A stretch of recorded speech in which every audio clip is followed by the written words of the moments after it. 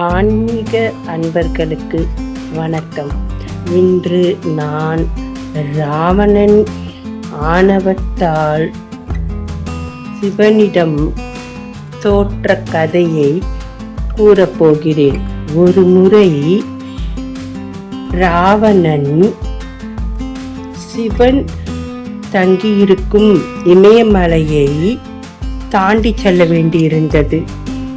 இமயமலை தடையாக இருந்ததால் அதனை தாண்ட முடியாமல் ராவணன் நின்றபோது நந்தி தேவர் சென்று, சிவனும் பார்வதியும் இங்கே ஓய்வெடுத்திருக்கிறார்கள், நீ வேறு வழியாக செல் என்று கூற, அதற்கு ராவணன் முடியாது என்றபடி அந்த கைலாய மலையையே தன் கைகளால் நொறுக்கி தூக்கினான். சிவன் பார்வதி இருவரும் மலையில் அமர்ந்திருந்தனர்.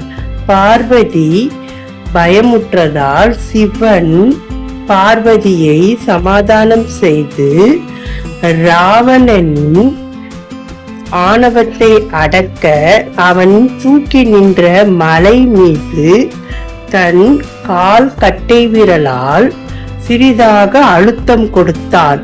அதில் ராவணன் கைகள் பாறைகளுக்கு இடையே மாட்டிக்கொண்டு வெளி எடுக்க முடியாமல் ராவணன் மிகவும் கஷ்டப்பட்டான்.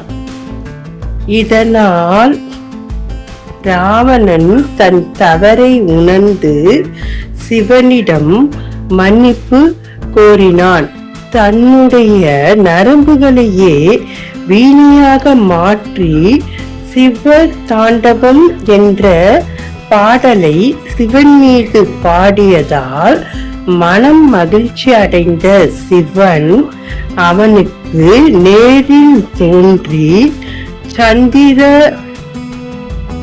ஆயுதம் என்ற கத்தியை பரிசாக கொடுத்ததுடன் அவனுக்கு நீண்ட ஆயுளையும் பரிசாக வழங்கினார்.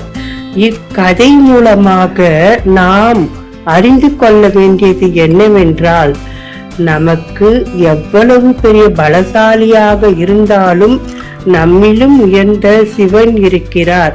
அவரை எதிர்த்தோம் என்றால் ராவணன் போல்தான் நாமும் அழிவை சந்திக்க வேண்டி வரும். இது போன்ற ஆன்மீக கதைகளை அறிந்து கொள்ள ஆன்மீக குரு சேனலை லைக் செய்யுங்க, சப்ஸ்கிரைப் செய்யுங்க, ஷேர் செய்யுங்க. நன்றி நண்பர்களே.